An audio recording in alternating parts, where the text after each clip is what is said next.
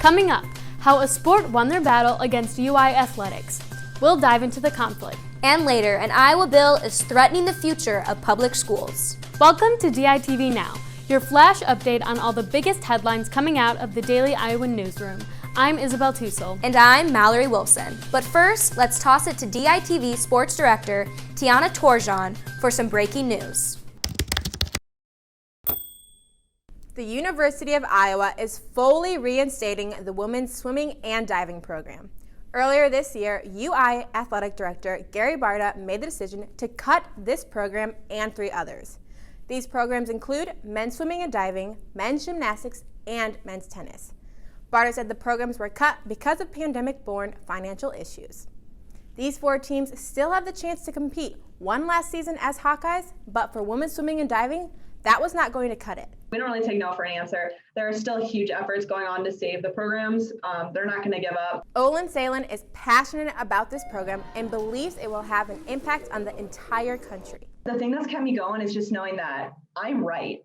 I know that what I'm doing is for the good of women athletes, and that, other schools right now who are probably considering cutting sports, they're going to look at this lawsuit and think, maybe I shouldn't go this direction, maybe I should go a different direction. Even though the program is reinstated, Olin Salen believes recruiting will be the biggest problem they face. In order for the university to reconnect with this program, they must be resilient and continue to new beginnings. Paying for private school could get easier. A bill proposed in the Iowa legislature will provide vouchers to families to help pay private school tuition. This is causing controversy because the vouchers would use taxpayer funds. This could take funding from public schools. Local schools did not respond to DITV's request for comment. Dowling Catholic High School President Dr. Dan Ryan said, "I don't see it as a huge danger to public schools. We want the choice of education to be a parental choice and equitable as possible for people to choose the right setting for themselves." While some support the bill, others strongly oppose it.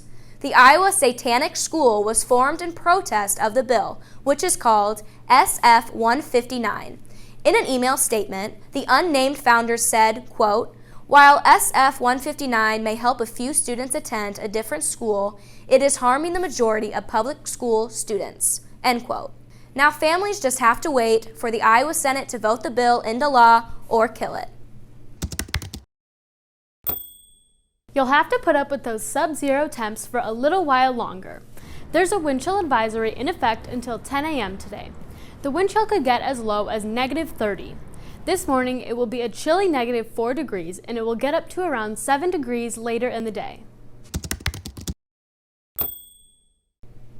Luka Garza is racking up mid-season recognition. The Iowa senior is now nominated for the Senior Class Award, and Garza's on the Naismith Player of the Year watch list. The Senior Class Award focuses on athletes' achievements on and off the court. The Naismith Player of the Year award is given to the college basketball's most outstanding player on the court. Garza was a finalist for the Naismith last season, but fell short. This year he's trying to become the first ever Hawkeye to win the award. Garza and the rest of the Hawks will get back onto the court Thursday to face off against the 21st ranked Wisconsin Badgers. Payday might be coming for student athletes. Because the NCAA doesn't pay student athletes, over 30 states have taken action. Iowa State Senator Nate Bolton introduced a bill that allows student athletes to profit from their name. We see so many sponsorship dollars, so much marketing happening with these college athletes, and them being specifically excluded from any profit from that. This bill is a huge step towards granting student athletes a right to their name. Athletes are fighting along with the senators to get it passed. Finally profit off, this important, really important, topic and controversy, and it's something that the NCAA just has taken way too long to, finally finish the job. They just want to keep delaying, and it's going to take player action like we've done. Senator Nate Bolton hopes the bill will see the finish line this year and take effect July 1st. The Penncrest Museums kicked off their newest online exhibit yesterday. The virtual exhibit, quote, "Designed to Win," end quote, shows off collections of political buttons through an interactive slideshow. J. Patrick White was able to introduce his tremendous collection with a virtual event. White showed off his collection and told stories about the pins and presidents. It's not very often that people get to meet sort of the person behind the collection, and this is an opportunity to do that. The online format allows for anyone to check out the exhibit whether they're in Iowa City or not. A recording of the virtual event and the exhibit will stay on Pentecrest Museum's website, along with their other exhibits that have transitioned online. Thanks for tuning in to DITV Now. We'll be back tomorrow with the latest on the University of Iowa, Iowa City, and Hawkeye Nation. From Iowa City, I'm Mallory Wilson. And I'm Isabel Tussel. Have a great day.